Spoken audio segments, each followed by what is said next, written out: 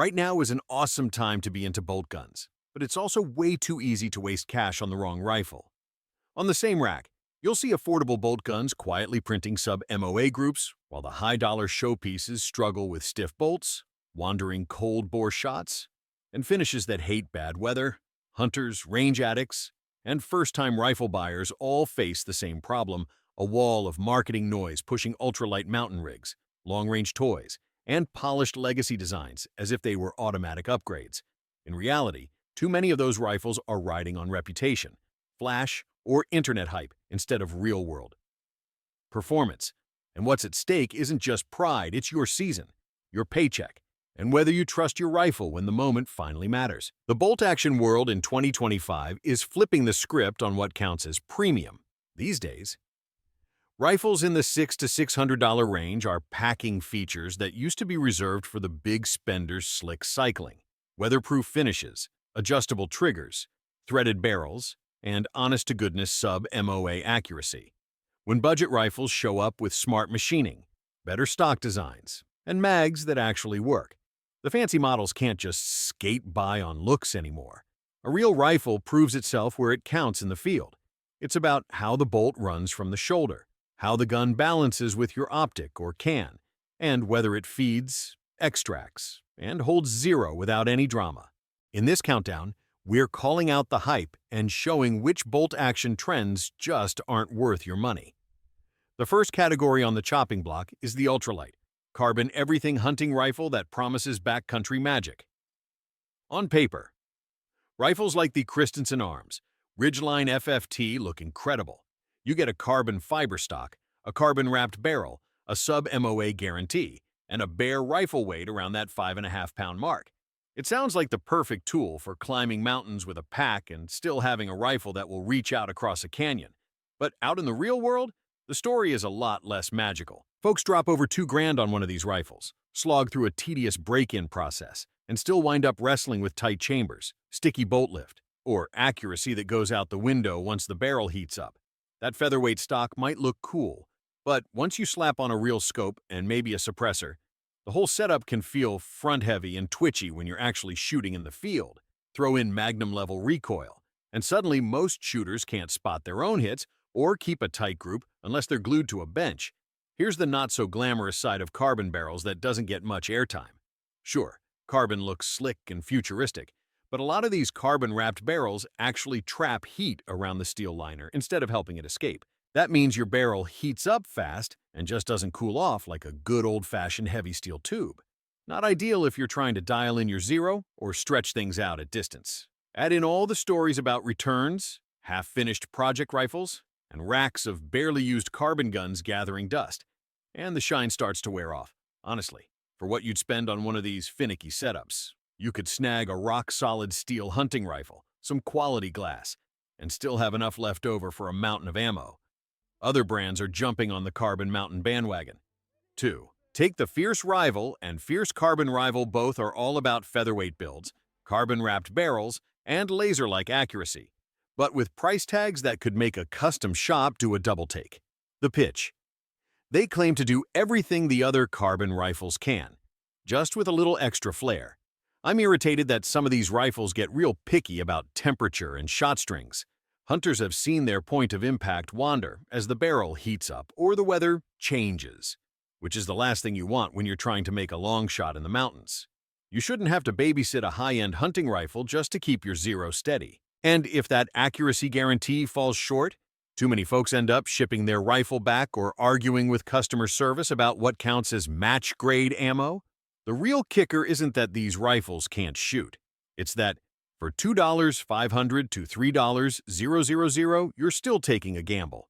For that kind of cash, you could put together a plain old steel-barreled rifle that'll outlast you and still have enough left over for glass that actually helps you hit stuff. Carbon sounds great in the ads, but it doesn't always pull its weight when it's time to send rounds downrange. Let's talk about rifles that are coasting on their family name. The Remington 700 is basically the Elvis of bolt actions, everybody knows it. And it's been the backbone of military snipers, police marksmen, and more hunting camps than you can shake a stick at. Now, Remarms is working overtime to recapture that old-school magic with the Remington 700 Alpha 1 Hunter, loading it up with 5R fluted barrels, threaded muzzles, slicker triggers, and modern stocks. Here's the catch. The modern 700 just isn't the slam-dunk pick it used to be. I keep hearing stories about sticky bolt lifts, spotty finish work, and rifles that seem to rust if you even look at them sideways, especially after a season bouncing around in a real truck or getting dragged through a muddy deer camp. Stack the Remington 700 Alpha 1 Hunter up against something like the Bergara B14 HMR, and the price difference is tough to swallow. The Bergara runs on a 700 style action, comes with a mini chassis and an adjustable stock, and has a reputation for out-of-the-box accuracy, all for a chunk less cash. So sure, the 700 name still carries weight, and you can find some gems out there.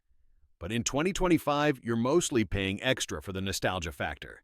It's a strange twist when the best version of the classic Remington idea is actually coming from a different company. But that's the reality these days. Sliding into the number 3 is the Prestige Magnum rifle that never quite adapted to the modern era. The Weatherby Mark V was designed to handle screaming hot Weatherby Magnums, with a big 9-lug bolt and a short bolt lift that looked futuristic when it first hit the scene. It is strong, distinctive, and absolutely oozes history. The catch is that all that steel and all those lugs add up to a rifle that's heavier and a bit clunkier than most hunters want these days. A Mark Hunter can tip the scales at over 7 pounds before you even start adding a scope, rings, sling, or maybe a suppressor. That's a lot to lug around if you're hiking up mountains, climbing into stands, or just walking fence lines. Plus, the short bolt lift doesn't give you as much leverage, so the bolt can feel stiffer to lift compared to some of the simpler 2- or 3-lug actions out there. Meanwhile, down in the same company's catalog, the Weatherby Vanguard exists. Built on a Howa 1500 style action with a sub-MOA guarantee and a solid 2-stage trigger. The Vanguard quietly does the accurate, reliable hunting rifle thing for roughly half the money. In real-world use, plenty of hunters are seeing the same or better groups from their Vanguard as from a Mark V, without paying for the prestige or carrying the extra weight. At that point, the Mark V starts to look less like a tool and more like a luxury item. If that is what you want, great, but be honest about what you are actually buying. Landing in the runner-up spot is the rifle that looks like it was designed more for social media than for dirt and blood. The Q. The Fix is one of the most instantly recognizable bolt guns on the market. It has a skeletonized folding stock, AR-style controls, a one-piece receiver, and barrel options that keep the overall package compact and light. On the internet, it is almost a prop. It shows up on podcasts, in photos, and in every GearFlex post you can imagine. Conceptually, it is cool. In practice, there are trade-offs. The short throw bolt and compact geometry can make the bolt lift feel heavier and more abrupt than traditional actions. Some users report light primer strikes or finicky behavior with specific ammo, which is not what you want from a supposed hard-use rifle. And because so much of the design is proprietary, you are basically locked into Q's ecosystem for stocks, handguards, and other major parts. If you decide you want to turn your rifle into something else later, you are not standing on the same aftermarket foundation as with a Tikka T3X or a 700 clone. Then there is the bigger picture. Q as a brand leans into controversy and personality, from the brace fights around the honey badger to the general marketing tone. Owning Q. The Fix is as much a statement as it is a choice of tool. That is fine if you love the brand and understand what you are getting. But in terms of pure value and shootability, there are cleaner ways to spend that kind of money. Kicking things off at number 1, this is a rifle that's honestly great, but kind of painted itself into a corner. The Browning X-Bolt has long been known for its accuracy, slick action, and sharp looks. That 60-degree bolt lift is snappy, the rotary mag runs smoothly, and the feather trigger is a massive upgrade over the gritty triggers many of us remember from back in the day.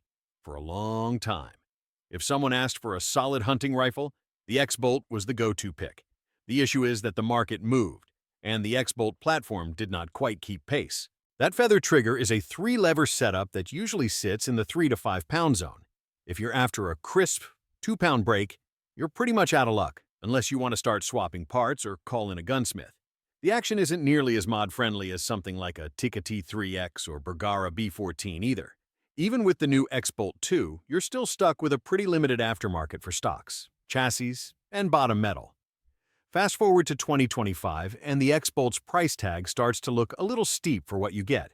Sure, it's still a sharp-looking, reliable rifle, but it's asking top dollar, while other brands are offering easier upgrades, more parts, and just as much or more accuracy.